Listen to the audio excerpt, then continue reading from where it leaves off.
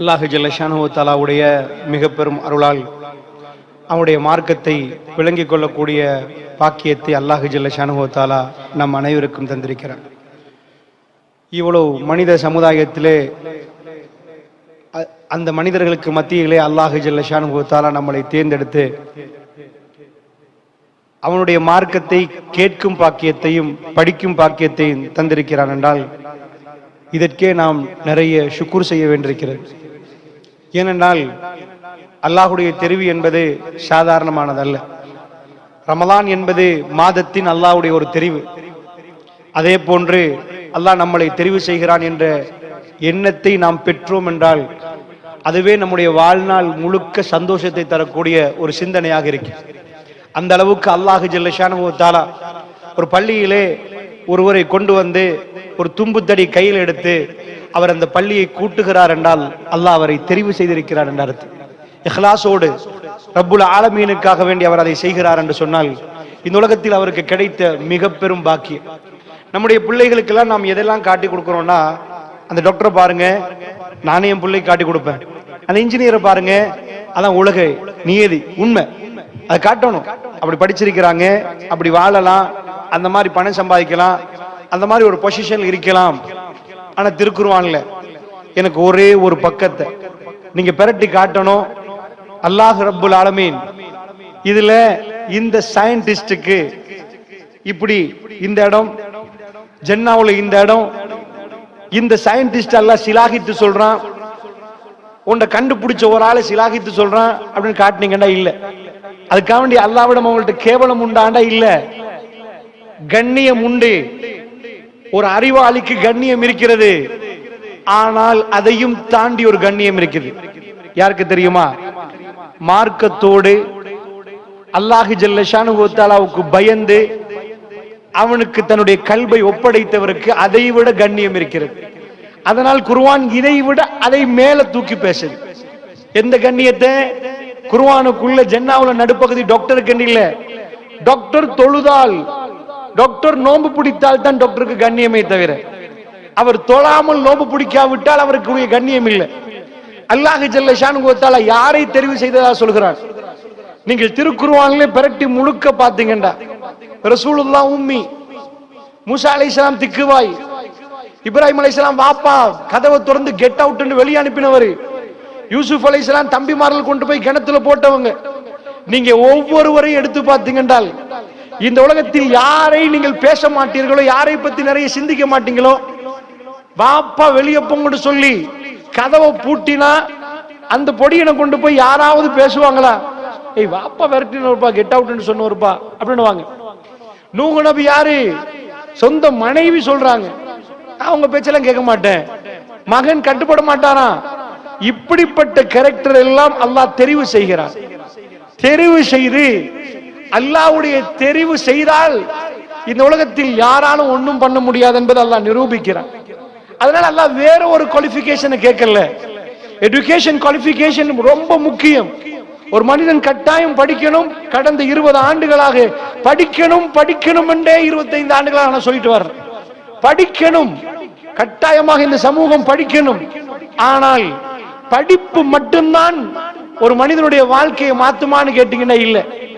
படித்த பட்டதாரிகள் பல்கலைக்கழகம் போவார்கள், அவரிடம் தீன் இல்லை என்றால் பெத்தெடுத்த தாய்க்கு தெரியாமல் தாய் கண்டால், அதாவது அங்க போனீங்கன்னா தகாத உறவுல ஈடுபடுவாங்க. அவங்கதான் ஸ்கூல்ல 1ஆம் பிள்ளை, அவங்கதான் அந்த ஸ்கூல்ல அந்த ஏரியாவில் நல்ல பேர் கிடைச்சவங்க, பல்கலைக்கழகம் வரைக்கும் போனாங்க, பட்ட படிப்பை மேற்கொள்ளணும்னு போனாங்க. அந்த 30 பேர் வகுப்புல படிச்சா ஒரு ஆளை தெரிவு செஞ்சிருப்பாங்க. ஒரு 5 பேர் தான் அந்த ஊர்ல இருந்து போயிருப்பாங்க. அந்த 5 பேர் தான் ஊர்லயே தங்க கட்டிகள். அந்த தங்க கட்டியை கொண்டு போய் அங்க வச்சா அந்த 5 பேர்லயும் பலர்களும் தப்பான முறையில ஒரு ஆண் பெண்ணோடு பெண் ஆணோடு அதை இது பண்ணிடுவாங்க. அது என்ன சொல்லுது? இந்த படிப்பு மட்டும் ஒரு மனிதனுக்கு போதும் என்றால் அமெரிக்காவில் விபச்சாரம் 0 ஆகணும். படிப்பு மட்டும் ஒரு மனிதனுக்கு போதும் என்றால் அமெரிக்காவில் களவு 0 ஆகணும். படிப்பு மட்டும் ஒரு மனிதனை பதமாக்கும் என்றால் அமெரிக்காவிலே எந்த கிளப் லைஃபும் இருக்க கூடாது, ராத்திரிக்கு அவர்கள் குடிக்க கூடாது. உலகத்தில் ஆக பெரும் விபச்சாரம் அதிகம் அமெரிக்கா. ஐரோப்பாவிலே. உலகத்திலே ஆக நிறைய அதிகமான டிவோர்ஸ் அமெரிக்கா, ஐரோப்பா. உலகத்தில் ஆக ட்ரக்ஸ் அடிக்டட், புது புது பேர்ல வரக்கூடியது ஜொம்பி எல்லாம் அமெரிக்கா, ஐரோப்பா. அல்லாஹ்வுடைய நல்லடியார்களே, இஸ்லாம் நமக்கு சொல்லி தருகிற பாடம் என்ன தெரியுமா? இஹ்லாஸ், மன தூய்மையோடு. யாரெல்லாம் மன தூய்மையோடு அல்லாஹ் ஜல்ல ஷானஹு வ தஆலாவை சந்திக்க விரும்புகிறார்களோ அவர்களை அல்லாஹ் தெரிவு செய்கிறார். அந்த தெரிவாக இந்த தெரிவு அமையணும் என்ற பிரார்த்தனையோடு தலைப்புக்குள் நுழையலாம்னு நினைக்கிறேன். அதாவது நாம் நினைப்போம், காட்டோ வீட்டில் இத்தனை பேர் நிக்க, அல்லாஹ் என்ன தெரிவு செய்ய, எனக்கு பின்னாடி என்ன குவாலிஃபிகேஷன் இருக்குது? யாரா, I am not qualified to this job, நான் இந்த ஜாப்புக்கு குவாலிஃபைட் இல்லையா அல்லாஹ்? என்னை விட அவங்க தொழுகையாளி, என்னை விட தஹஜ்ஜுத். ஆனால் ரசூலுல்லாஹ்வுடைய பள்ளியில் ஒருவர் வருகிறார், பின்னாடி வருகிறார், தாடியில தண்ணீர் தட்டுகிறார், கையில செருப்பு. பெருமானார் சொன்னார்கள், ஜன்னாவாசியை பார்க்கணும்டா பாருங்கண்டா. அருமை தோழர்கள் திரும்பி பார்த்தார்கள். அம்ர் பின் ஆஸ் ரலியல்லாஹு அன்ஹுடைய கல்பில் அவர் ஆழமா பதிந்து போனார். இன்னொரு நாள் அவர் வர, திரும்ப ரசூலுல்லாஹ் அதே நபரை காட்டி ஜன்னாவாசியை பார்க்கணும்டா பாருங்கன்றாங்க. அன்றைக்கு அம்ர் பின் ஆஸ் ரலியல்லாஹு அன்ஹு அவர்கள் ஒரு முடிவெடுத்தாங்க, இவரை ஏன் திரும்ப ரசூலுல்லாஹ் ஜன்னாவாசி என்றாங்க? இவர்கிட்ட உள்ள விஷயத்தை நான் கண்டுபிடிக்கணும். சாதாரணமா ஒரு ஆள் தொழிலதிபரா நிக்கிறாரு, அவர்கிட்ட பின்னாடி உள்ளவர் அவர் எப்படி என்ன பண்றாரு பார்த்து அவரும் தொழிலதிபராக பார்ப்பாரு. ஜன்னாக்கு போறதுக்கு அம்ர் பின் ஆஸ் ரலியல்லாஹு அன்ஹு அவர்கள் அவரை ஃபாலோ பண்ண போய் வீட்டுக்கு போய் சொல்றாரு, என் வீட்டுல ஒரு தகராறுன்னு போய் சொல்கிறார், நான் உங்க வீட்டுல தங்கணும், எனக்கு ஒரு 3 நாள் அவகாசம் தரலாமான்னு கேட்கிறார். தங்குறார், ராத்திரி பார்க்கிறார். பழமையான சஹாபாக்கள் என்ன பண்ணுவார்களோ அதே வாழ்க்கை, எந்த மாற்றமும் இல்லை. அம்ர் பின் ஆஸ் ரலியல்லாஹு அன்ஹு அவர்கள் 3வது நாள் முடிவுல சொல்றாங்க, நான் உங்கள்ட்ட ஒரு பொய் சொல்லிட்டேன், எங்க வீட்டுல எந்த பிரச்சனையும் இல்லை. பெருமானார் ஒரு நாள் நீங்க வர்ற நேரம் ஜன்னாவாசியை பார்க்கணும்டா உங்களை பாருங்கன்றாங்க. நான் எனக்குள்ள நீங்க என்னதான் அப்படி பண்றீங்கன்னு பார்க்கணும்னு துடிச்சேன். அதனால நான் உங்க வீட்டுக்கு வந்தேன். எனக்கு பெருசா எதுவுமே தெரியல, மக்கள் எதை வளமையாக செய்வார்களோ அதை தான் நீங்க செய்றீங்க. அந்த நேரத்துல அவரும் சொன்னார், எனக்கும் பெருசா எதுவுமே தெரியாது, ஆனா என்னிடம் ஒரு பழக்கம் இருக்கிறது, நான் எந்த முஃமின்கள் விஷயத்திலையும் நான் தப்பா நினைக்கவும் மாட்டேன், பேசவும் மாட்டேன். நான் யார் விஷயத்திலையும் அவர் அப்படி, இவர் இப்படி, அவர் இப்படி என்று மனசுக்கு இடம் கொடுக்கவே மாட்டேன். இது நான் வளமையாக செய்து வரக்கூடியது. அல் முஸ்லிம் மன் சலிம் அல் முஸ்லிமூன மின் லிசானிஹி வ யதிஹி. முஸ்லிம் என்றால் யார்? முஸ்லிம் என்றால் நோன்பு பிடிக்கிறவர், முஸ்லிம் என்றால் ஹஜ் செய்றவர், இதெல்லாம் முஸ்லிம் தான்.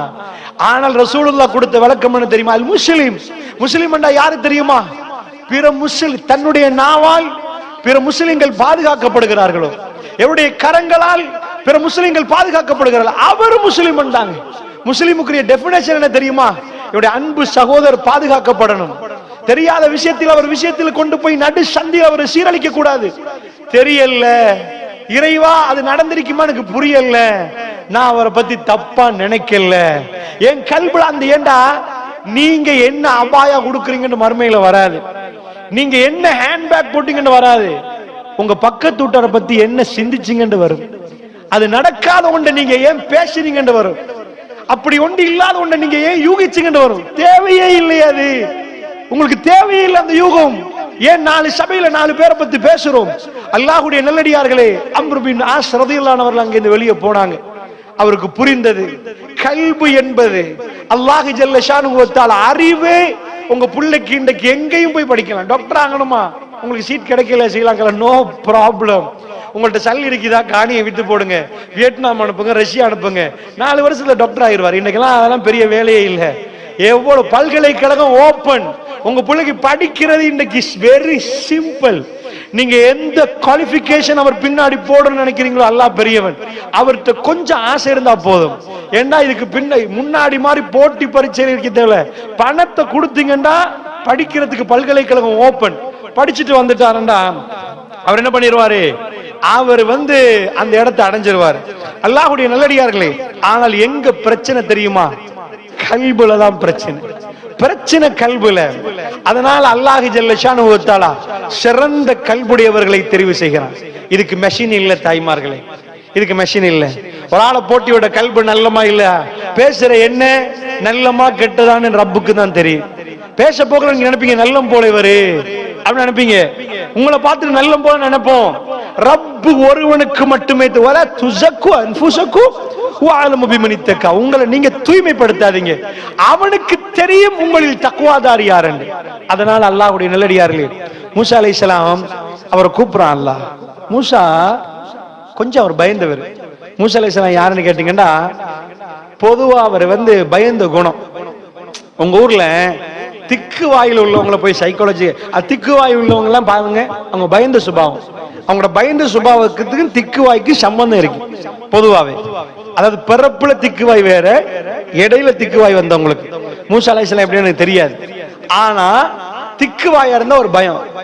மூசா அலைஹிஸ்ஸலாம் திக்குவாய் என்ற பயத்தை சொல்லல, அவர் இயல்புல பயம் குணம்.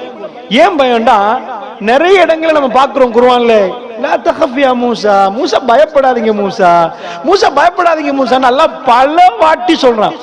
அவர் பயந்த குணம். ஆனா பாடி பில்டர், கவி, பலமானவர். ரெண்டு பேரும் சண்டை பிடிக்கிறாங்க. என்னன்னு கேட்கிறாரு, அவர் திட்டமிட்டு கொலை செய்யல. ஃபவகதஹு மூசா வகதா அலைஹி, ஒரு குத்து குத்தினார், கதை முடிஞ்சிட்டு. அவர் இன்டென்ஷனலி கொல்லணும்னு கொல்லல, என்ன பண்றான்னு ஒரு அடி அடிச்சிட்டாரா, ஒரு குத்தண்டல்ல. ஃபவகதஹு மூசா வகதா அலைஹி, மூசா ஒரு குத்து குத்தினார், அவர் கதை முடிஞ்சிட்டு. இவருக்கு என்ன பண்ணாருன்னா, ஃபிரௌன் நாளைக்கு பேசி சேப்பாயிரும்னு நினைக்கல, ஊரை விட்டே போயிருவோம். இதுக்கு மேல என்ன பேச்சு, சுவரா என்ன புடிச்சிருவான், என்ன கொன்றுவாங்க, பயம். அந்த பயம் எந்த அளவுக்கு கண்டா ஊரை விட்டு போறாரு.